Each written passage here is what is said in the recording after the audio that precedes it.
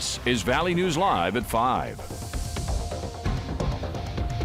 Good afternoon, everyone. Cooler temps and light rain. That's what I'll remember about today's weather. And I'm a little worried about high school football teams and fans and what they'll be dealing with tonight. So let's begin by finding out from our chief meteorologist, Hutch Johnson. Hutch? Mike, thanks so much and good evening, everyone. If you're getting ready to go cheer on the home team here shortly, we have a lot of rain making its way through. Here's who doesn't have to worry.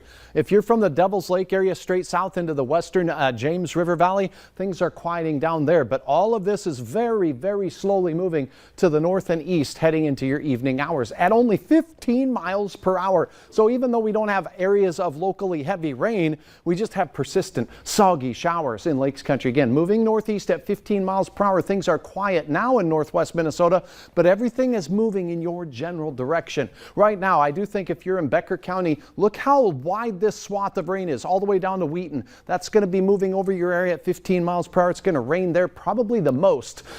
And we have some intense showers Mayville towards Grand Forks heading into the Crookston area, as well as up near Pembina. We'll see some showers. I'll have hour-by-hour details on where this is all going momentarily, but right now the warmest weather is where the rain isn't. We talked about that in your forecast last night. In Fargo-Moorhead, we will have passing showers. Temperatures that will be in the 60s all evening, but it does get better for your weekend. I'll have hour-by-hour details on all of that, Mike, here in a moment. Good news to look forward to. Thanks. Yes. Yep, we're still here. He's still out there. After 28 years, that woman continues to look for her brother. It was in 1993. Kevin Mahoney left a friend's house in Fargo. He hasn't been seen since. As Valley News Team J.C. Dodd reports, his family continues in hopes of finding answers. I just don't want to give up because I wouldn't want anybody to give up on me. October 2nd, 1993 was the last time Michelle Elson Peter saw her brother Kevin. Mahoney was at a friend's house in North Fargo, a popular party spot for him and his friends. After the get-together, his sister says he was walking to their brother's house in South Moorhead. He never made it. He's just never been seen again. When Mahoney first went missing, investigators say leads flooded in, but they quickly dried up. About 10 years ago, a tip led authorities to the North Fargo home Mahoney was last seen in. Despite an extensive search, nothing was found. Since his disappearance, the case has been classified as cold, reopened 3 times, each with new detectives. Today, nearly 3 decades later, and little or no progress reported, they still call the investigation active and open. The new detectives on the case, they're trying to solve this. They're frustrated too. And despite her continued search, Elson Peter still doesn't know what happened to her brother, adding that she won't stop looking until she gets answers. Just please think, you know, what if it was your brother, your uncle, your son? You would want some answers. In Fargo, J.C. Dodd, Valley News Live. Police ask anyone with information on Kevin Mahoney to come forward. Call the Criminal Investigation Division. In West Fargo, the police department and school leaders are urging parents to talk with their kids about a new TikTok challenge that could lead to some serious charges. The 2 agencies say that this one challenges people to smack a staff member on their backside. West Fargo police say anyone taking part in this challenge could face charges as serious as sexual assault, which could also lead to having to register as a sex offender. Now, this comes after at least 30 students within the West Fargo, and Moorhead school districts have been charged with theft and vandalism in September's TikTok challenge called Devious Licks. That trend challenged kids to see how many thefts they could get away with. Things like soap dispensers and door handles have gone missing in area schools because of the challenge. Parents in a Minnesota town are speaking out about the school canceling its entire football season. They blame it on an incident involving football players at Proctor High School. School leaders are only describing it as a student misconduct, and the police have only acknowledged that there's an open investigation. At this point, they do need to take the time to figure out what exactly happened, who was involved, and I think that if the season was still going, that potentially might make people feel unsafe. The school superintendent says he's confident that when the football program returns next season, students will represent the school and community in a positive way on and off the field.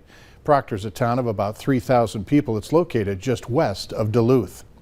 A Minot man is in trouble with the law in Fargo. He was involved in an early morning chase which ended in a crash in downtown Fargo.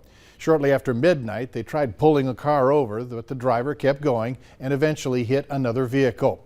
The man's name is James Dubois. He's facing several charges, including preventing arrest, aggravated reckless endangerment, and possession of meth. The government is open, but House Democrats are still working toward a vote on President Biden's massive infrastructure legislation. It's stuck right now in limbo. House Speaker Nancy Pelosi delayed the vote late last night as progressives dug in on their demands over a larger social spending plan. The stakes are high for the president as he tries to get his own party to pass his promised agenda. Alice Barr has the very latest from D.C. With pressure mounting to unite his party and close the deal on his top legislative priorities, President Biden making the trip to Capitol Hill today. He's stepping into a high-stakes game of tug-of-war as Democrats struggle to get on the same page. Speaker Pelosi, will there be a vote today? When we had the vote. House Speaker Nancy Pelosi delaying a vote on a $1 trillion bipartisan infrastructure bill because progressive Democrats oppose it without a separate deal in place on a larger social spending plan. We are making sure we're holding up the women who need child care, the families who need child care and paid leave, the folks who need climate change addressed, housing. Two moderate Democrats stand in the way. Senator Joe Manchin publicly supporting a $1.5 trillion package, $2 trillion short of the White House-backed plan. Let's look at each bill that's on merits. There's a lot of good in both of them. We should be able to come to that agreement. Despite deep divisions, Democrats committed to passing both bills, knowing what's on the line. If we fail on either or both, that is going to be very damaging to Joe Biden's presidency and to our prospects for maintaining our majority in the House. One crisis is off the list. President Biden signing a bill into law overnight just in time to avert a government shutdown. Now, Congress has not yet addressed a potentially catastrophic default on the nation's debt that could trigger a damaging recession if lawmakers don't raise the country's borrowing limit in little more than 2 weeks. Back here in North Dakota, the governor says hospital capacity is reaching critical levels. Doug Burgum met with chief medical officers and physicians from hospitals across the states. They warn that the rise in acute health care needs has hospitals seeing delays in care and increased referrals to other hospitals. 43 patients in North Dakota had to be transferred to other facilities today alone. Staff shortages and a lack of space is also adding to the problem. Medical officials are asking people to get their flu shot, visit your primary physician instead of the emergency room, and use telehealth options whenever possible. They also recommend that you stay at home to avoid others when you get sick, avoid high-risk activities, and practice defensive driving. An experimental COVID-19 pill is said to have reduced hospitalizations and deaths by half in people infected with the virus. That's according to Merck, which is the company that manufactured the pill. It said it would ask U.S. health officials to approve its use for treatment. And as of today, all COVID-19 therapies authorized in the country require an IV or injection at hospitals or medical clinics. COVID testing is up dramatically this month as Minnesotans comply with new requirements for work, school, and travel.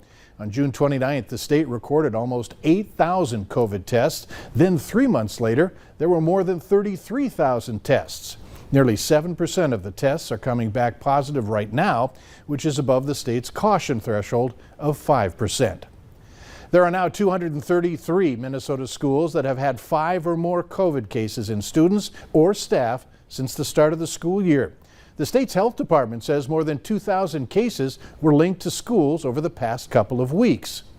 Meanwhile, in California, that state plans to require K through 12 students to be vaccinated as early as next fall. It's the first state to impose such a mandate. Students would be granted religious and medical exemptions, but the rules for how the state would apply them have not yet been written.